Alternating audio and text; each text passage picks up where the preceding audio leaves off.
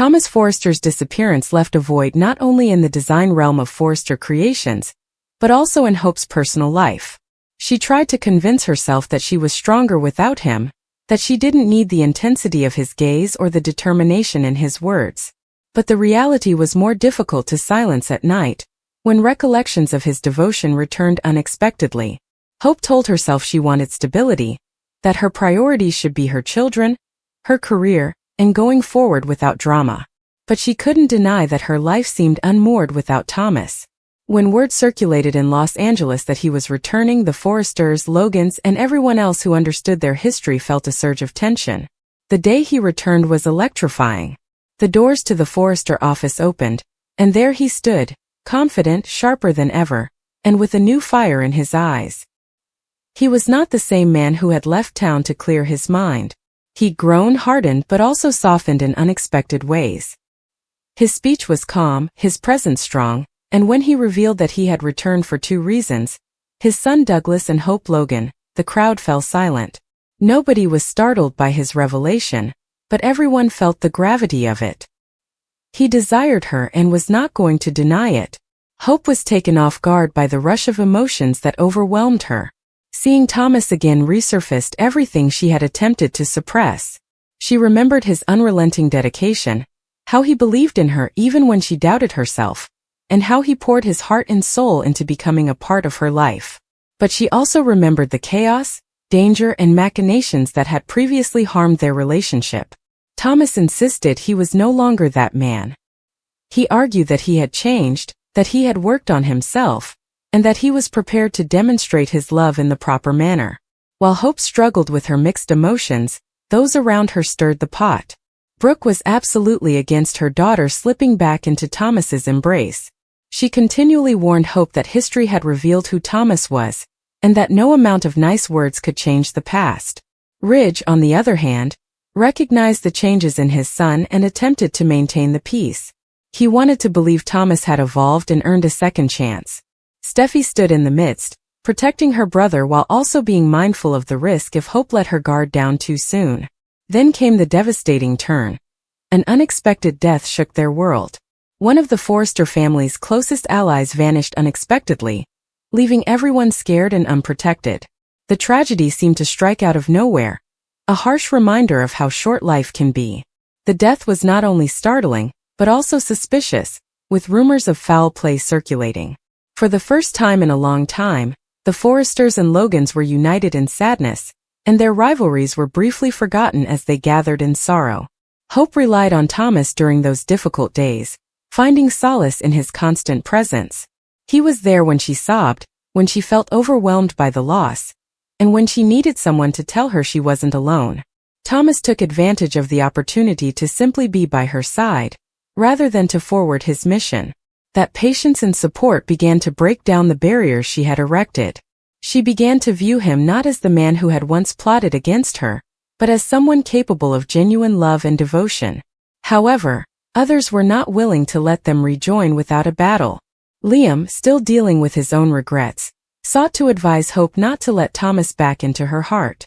He reminded her of every previous error, manipulation, and danger associated with trusting Thomas. However, Liam's complaints simply underlined his own flaws. His inability to stay true, his habit of bouncing between women, and his ambiguity about what he truly desired.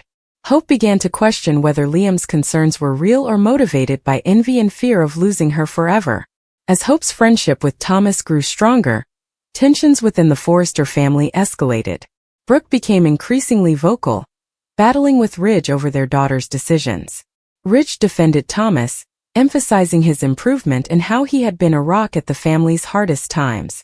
Brooke accused Ridge of being blinded by his father's allegiance. Their disputes rekindled past wounds in their relationship, putting their marriage under further strain. The startling death investigation entailed further issues. Secrets arose, revealing links between the departed and those they did not expect. As cops pressed harder, suspicions shifted, and Thomas suddenly found himself being investigated. Hope was appalled at the prospect of him being involved, but she couldn't deny that his past had made him vulnerable to such charges. Thomas said he had nothing to do with it and that he was being framed, but the shadow of doubt hung heavy. Thomas's opponents used the accusations against him as a weapon. Brooke used them as evidence that he couldn't be trusted. Liam took advantage of the occasion to demand that Hope withdraw herself. Even Steffi was concerned about how her brother would handle the pressure. But Thomas refused to back down. He reaffirmed his determination to clear his name and win Hope's heart the proper way. His drive was unwavering, even as the probe threatened to undo everything he had worked so hard to construct. Hope stood at a crossroads. She might retreat, defend herself, and heed to the voices telling her to flee. She may also trust her intuition and take a leap of faith based on the sentiments she was experiencing. In the quiet times when Thomas's eyes met hers and his touch soothed her quivering, she sensed a truth she couldn't deny. He loved her and she loved him back. But love wasn't enough. Not with death looming over their heads and so many people against them. The story progressed with a mix of sadness and passion. Every encounter between Hope and Thomas had significance, and every whispered promise felt like a gamble. The family turmoil intensified, alliances altered, and the unexpected tragedy cast a long shadow. When the truth about the death was finally revealed, it was far more heartbreaking than anyone could have expected. The offender was someone close to them, someone they had all trusted, and the betrayal was devastating. Thomas was cleared, but the scars of suspicion remained. In the end, Thomas's comeback was more than just recovering his position at Forrester or fighting for Douglas. It was about demonstrating that individuals could change, atonement was possible, and love could withstand even the most ferocious storms. For Hope, it meant confronting her concerns, breaking free from the cycle of doubt, and daring to believe in a future that terrified and excited her at the same time. The death shocked them all, but it also reminded them of how fragile life is and how valuable second chances may be. As the sun sank over Los Angeles, Hope and Thomas's future remained uncertain, but one thing was certain. Their story was far from ended. Every glance, every phrase, and every choice hinted at more emotion, conflict, and drama to come. The homecoming of Thomas Forrester had already altered everything, and his horrific death assured that nothing would ever be the same again. Thomas Forrester's disappearance left a void not only in the design realm of Forrester Creations, but also in Hope's personal life. She tried to convince herself that she was stronger without him, that she didn't need the intensity of his gaze or the determination in his words. But the reality was more difficult to silence at night, when recollections of his devotion returned unexpectedly. Hope told herself she wanted stability, that her priorities should be her children, her career, and going forward without drama. But she couldn't deny that her life seemed unmoored without Thomas. When word circulated in Los Angeles that he was returning, the Forresters, Logans, and everyone else who understood their history felt a surge of tension. The day he returned was electrifying. The doors to the Forrester office opened, and there he stood, confident, sharper than ever, and with a new fire in his eyes. He was not the same man who had left town to clear his mind. He'd grown, hardened, but also softened in unexpected ways.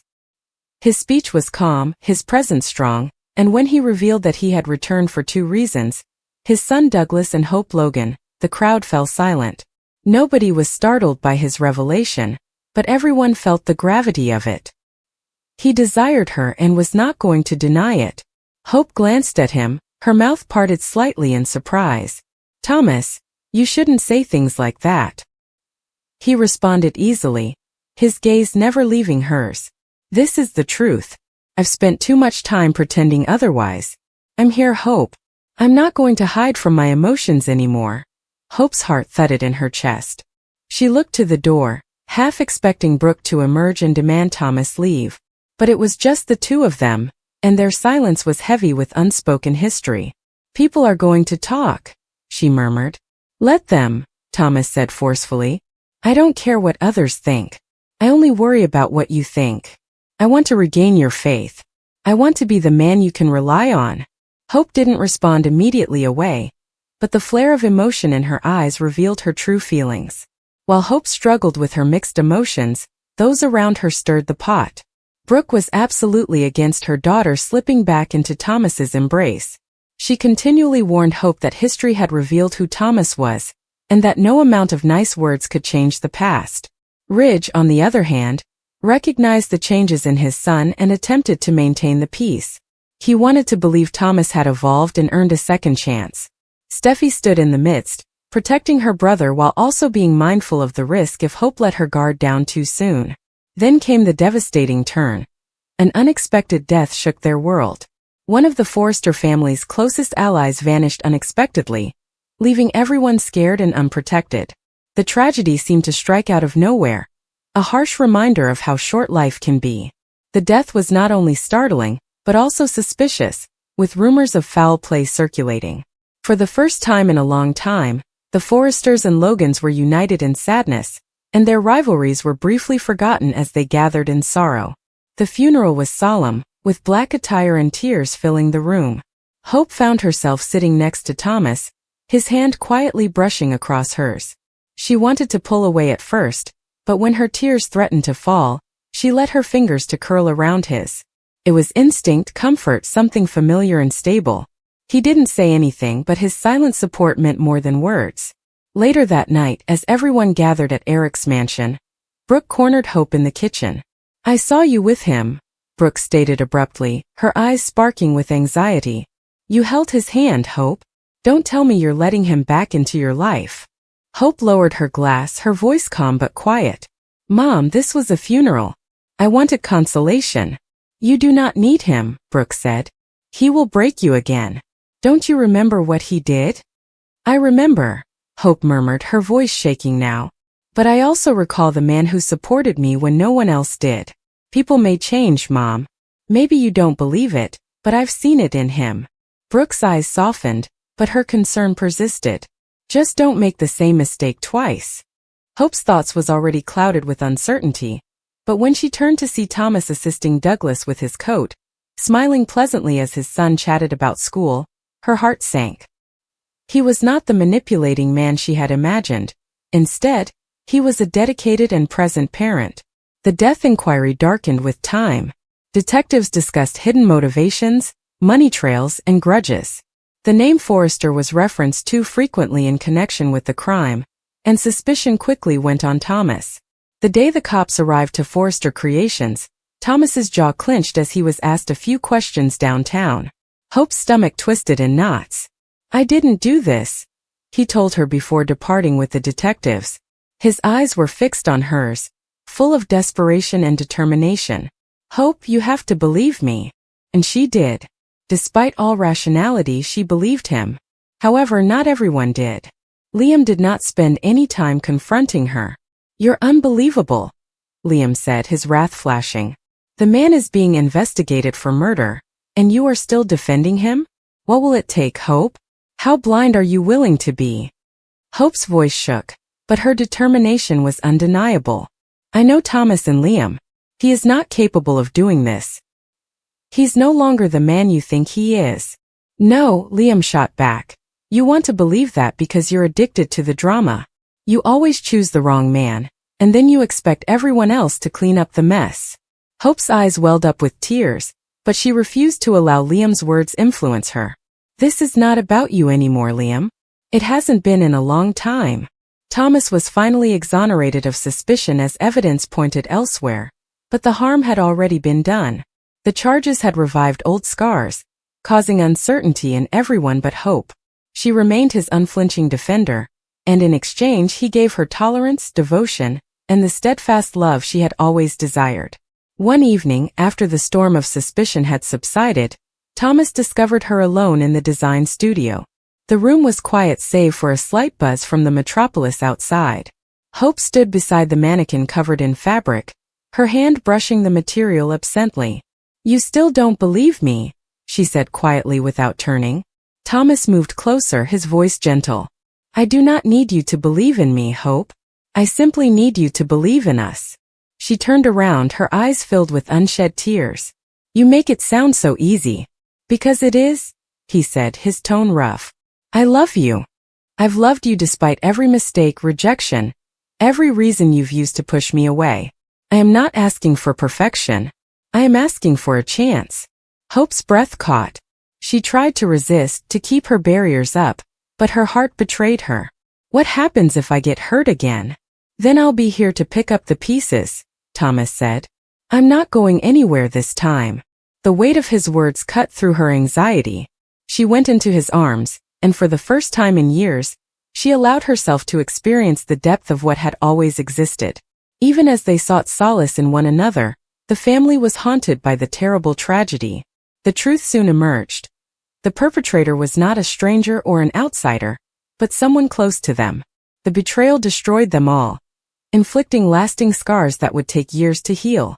Throughout it all, Thomas and Hope remained united, their bond tested by tragedy but strengthened by survival. The death had removed someone dear, but it had also forced them to face what was actually important. Life was fragile, uncertain, and too brief to be wasted on fear. As the sun sank over Los Angeles, Thomas and Hope walked hand in hand, their future unclear but their hearts in sync. For the first time, it wasn't about the past, the murmurs, or the uncertainties. It was about two people who dared to believe in love again, despite their loss. Their tale was far from ended, but it had begun a new chapter, one of repentance, courage, and the prospect of eventually finding happiness together.